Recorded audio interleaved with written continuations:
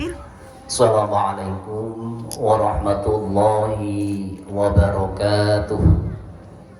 Alhamdulillahilladzi hadal muttaqin as-siratal mustaqim wa faddalahum bil fawzil azim. Asyhadu an la ilaha illallah ar-rahmanur rahim wa asyhadu anna Muhammadan afdhalul mursalin.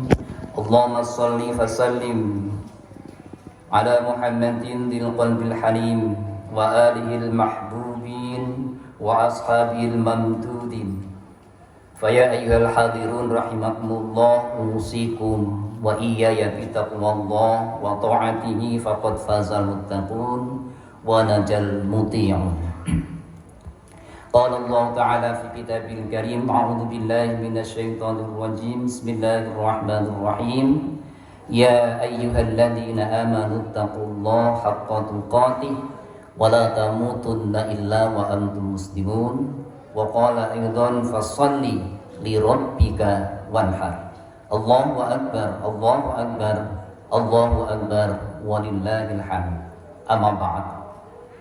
Hadirin Bapak Ibu sidang salat Idul Adha rahimani wa rahimakumullah.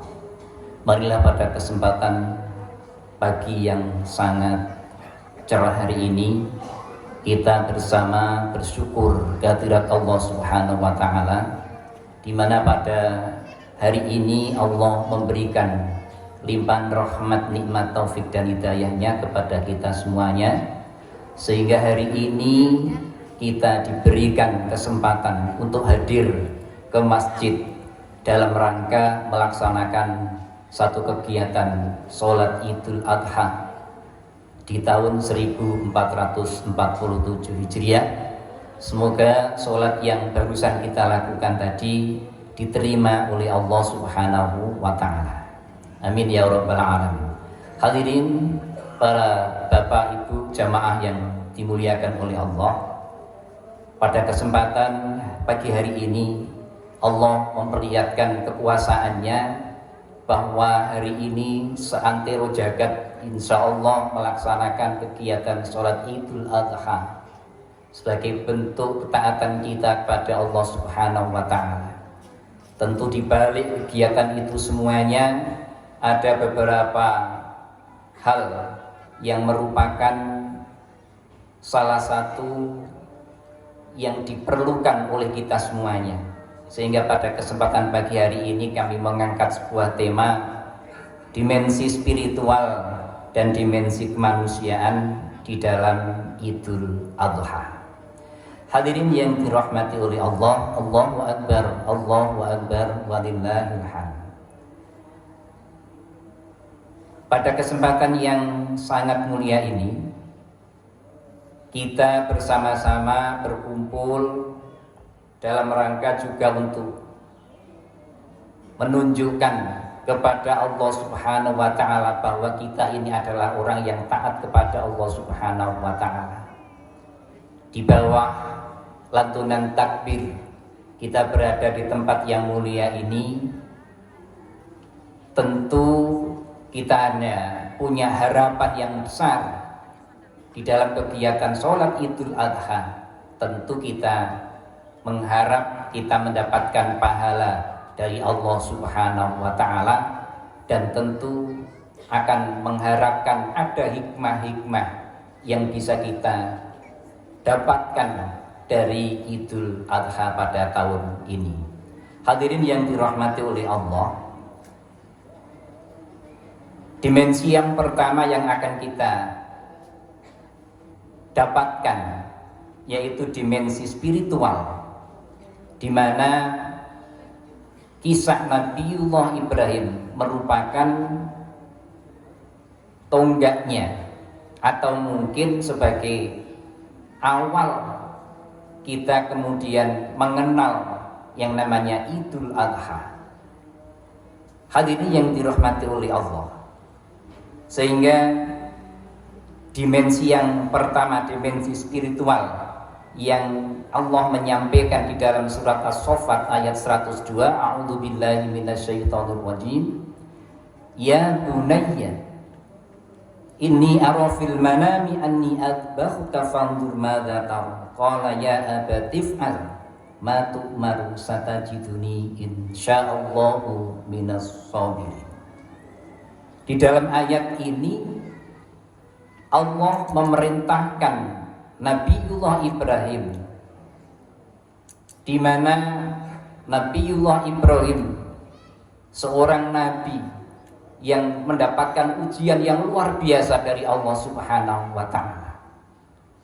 Ketika Nabiullah Ibrahim menikah sekian tahun lamanya berharap memiliki keturunan, kemudian Allah memberikan keturunan itu, tetapi ketika Nabiullah Ibrahim merasakan begitu cintanya, begitu senangnya mendapatkan keturunan, tetapi lagi-lagi Allah memberikan ujian agar menyembelih putra kesayangannya. Hadirin yang dirahmati oleh Allah, maka dari ayat ini dapat kita ambil 1, 3 pelajaran penting bagi kita dalam rangka untuk membentuk dimensi spiritual yang ada di dalam diri kita. Yang pertama, bahwa kita akan mewujudkan atau kita akan mendapatkan ketaatan tanpa syarat. Artinya apa? Sebagaimana yang dicontohkan oleh Nabiullah Ibrahim. Di situ Nabiullah Ibrahim tidak pernah ketika mendapatkan perintah itu kemudian negosiasi dengan Allah Subhanahu wa taala. Jadi Nabiullah Ibrahim langsung menerima itu perintah, akan tetapi tetap akan dimintakan persetujuan dengan anaknya yang namanya Ismail. Sehingga apa yang dikatakan Nabi Ismail, ya abati if'al, hai ayahku, kerjakan kalau itu memang perintah Allah. Satajiduni insyaallahu minas shabirin. Kalau memang itu adalah perintah Allah, maka insya Allah aku adalah termasuk orang yang sabar.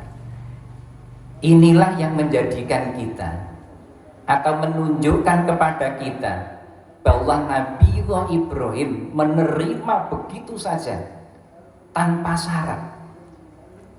Nabiullah Ibrahim menerima, kemudian Ismail juga ridho atas apa yang diperintahkan oleh Allah Subhanahu wa ta'ala. Nilai ini diharapkan mampu terukir di dalam diri kita masing-masing. Sebagai umat Islam beriman kepada Allah, maka ketika Allah memerintahkan, maka apa yang kita lakukan? Sami'na wa ata'na. Tidak banyak komentar, langsung kerjakan. Ini adalah di dalam rangka untuk membangun dimensi spiritual. Maka kita belajar dari sejarah Nabiullah Ibrahim atas peristiwa penyembelian terhadap Nabiullah Ismail. Hadirin yang dirahmati oleh Allah. Kemudian yang kedua, dalam rangka membangun spiritual yang ada di dalam diri kita, yaitu nilai tawakal. Kembali kepada ayat yang setelah saya sampaikan, bahwa kisah Nabiullah Ibrahim ini menggambarkan begitu tawakalnya kepada Allah. Ketika pisau sudah berada di leher Ismail, maka Nabiullah Ibrahim tawakal. Demikian juga Ismail bagaimana? Menerima, ridho atas apa yang dilakukan. Ini berarti begitu di titik yang sangat luar biasa, yang sangat mengkhawatirkan secara manusiawi. Insya Allah Nabiullah Ibrahim itu juga takut, karena itu sifat manusia. Tetapi karena begitu kuatnya iman Nabiullah Ibrahim, maka dilakukan. Dan disitulah nilai tertinggi yang dihadapan oleh Allah Subhanahu wa ta'ala, sehingga Allah memberikan ganti kepada Nabiullah Ibrahim, tidak jadi menyembelih anaknya. Maka ini juga menjadi pelajaran bagi kita. Ketika kita mendapatkan ujian, ketika mendapatkan tantangan yang dihadapi oleh kita semuanya, maka kita harus begitu kuat tawakal kepada Allah. Karena apa? Apa yang kita perjuangkan, apa yang kita korbankan itu mesti akan diganti oleh Allah Subhanahu wa ta'ala, cepat atau lambat, baik itu berupa fisik atau non fisik. Maka kemudian kalau mungkin takmir masjid ini membangun, tadi dalam pengumumannya akan membangun pelebaran tempat sholat ini, maka ketika di dalam diri kita para jamaah sudah tertancap keimanan yang seperti dilakukan oleh Nabi Ibrahim dan tawakal, maka kita tidak ada rasa yang namanya iking duit terkondi, duit sih butuh kebutuhan. Maka harus bismillah, perang, memang perang dilakukan di dalam hati kita. Nyumbang berapa, ini berapa, ini bagaimana dan sebagainya. Akan terjadi peperangan di dalam diri kita. Tetapi karena kita percaya pada Allah, yang apa yang kita sumbangkan, apa yang kita infakkan ke masjid mesti akan diganti oleh Allah Subhanahu wa ta'ala. Sebagaimana pengalaman yang dilakukan Nabi Ibrahim ketika sudah pada puncaknya, pisau sudah di leher, Nabi Ismail sudah begitu pasrahnya, tetapi kemudian Allah mengganti. Maka ini menjadi pelajaran bagi kita. Tidak berat ya. Memang awalnya berat, tapi ketika kita dibekali oleh Allah keimanan yang kuat, maka sebesar apapun yang kita infakkan kepada masjid, maka Allah mesti akan mengganti. Hadirin yang dirahmati oleh Allah. Kemudian yang ketiga dalam rangka untuk membangun dimensi spiritual adalah pemurnian tauhid. Jadi ayat tadi As-Saffat ayat 102 ini adalah dalam rangka memurnikan tauhid kita semuanya. Artinya apa? Bahwa apa yang kita lakukan, ibadah yang kita lakukan, kurban yang kita lakukan, sholat yang kita lakukan ini semata-mata karena Allah Subhanahu wa ta'ala. Bukan berarti Allah memerintahkan untuk menyembelih Nabi Ismail, Allah butuh akan darahnya, bukan, tetapi akan menguji betapa atau sampai mana, sampai sejauh mana kedalaman keimanan kita. Oleh sebab itu yang ketiga ini adalah pemurnian tauhid. Seluruh apa yang kita lakukan, korban yang kita lakukan, sholat yang kita lakukan ini adalah semata-mata karena Allah Subhanahu wa ta'ala. Dan kemudian kalau dimensi spiritual ini mati di dalam diri kita, tidak ada di dalam diri kita, maka apa yang kita lakukan, termasuk korban yang kita lakukan pada hari ini, tidak ada manfaatnya, hanya merasakan daging semata tanpa mendapatkan pahala. Hadirin yang dirahmati oleh Allah, Allahu Akbar, Allahu Akbar. Sekali lagi, itulah nilai tauhid yang akan kita dapatkan melalui ibadah Idul Adha. Hadirin yang dirahmati oleh Allah, kemudian yang kedua dimensi kemanusiaan tentu melalui ibadah Idul Adha ini beberapa nilai dapat kita dapatkan, yaitu melatih diri kita untuk menjadi orang yang suka berbagi. Kemudian karena kita dilatih untuk berbagi, maka kita harus mengikhlaskan apa yang kita korbankan hari ini. Jangan kemudian kepingin dikuasai diri sendiri, tetapi kita harus mengerti, melihat kondisi sekitar. Ternyata orang-orang yang ada di sekitar kita juga butuh bantuan kita, butuh uluran tangan kita. Hadirin yang dirahmati oleh Allah, sehingga di dalam dimensi kemanusiaan ini ada dalam rangka untuk menjadikan manusia ini lebih bermanfaat, menjadi orang yang bermanfaat. Sebagaimana Rasulullah, khairun nas anfa'uhum linnas. Jadi sekali lagi, amal ibadah kurban ini melatih kita untuk suka berbagi atau juga ingin menjadi orang yang bermanfaat bagi sesamanya. Hadirin yang dirahmati oleh Allah, kemudian yang selanjutnya ibadah kurban ini adalah rangka untuk menghilangkan jarak sosial. Tidak ada antara yang kaya, antara yang miskin, yang tidak punya jabatan dengan yang punya jabatan. Ini sama di hadapan Allah Subhanahu wa Ta'ala, sehingga kita akan terjadi hubungan yang mesra, hubungan yang harmonis antara kita semuanya. Akan menghilangkan orang itu pejabat kemudian harus dihormati, orang itu orang miskin maka kemudian tidak dihormati dan sebagainya. Ini dalam rangka untuk menghilangkan sekat-sekat sosial yang seperti itu. Kemudian yang terakhir, dengan Idul Adha, dengan berkorban ini akan menumbuhkan rasa empati.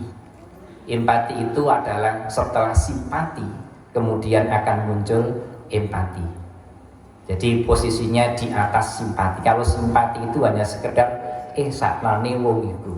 Tapi kalau punya rasa empati, setelah kita merasakan iba kemudian melakukan sebuah tindakan.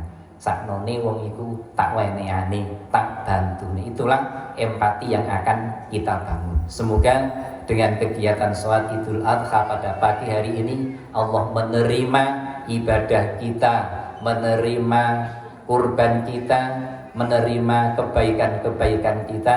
Seluruh kebaikan kita diterima oleh Allah Subhanahu wa Ta'ala. Amin ya rabbal alamin. Dan semoga Allah senantiasa memberikan kesehatan kepada kita, memudahkan segala urusan kita di dalam menghadapi kehidupan yang semakin tidak menentu.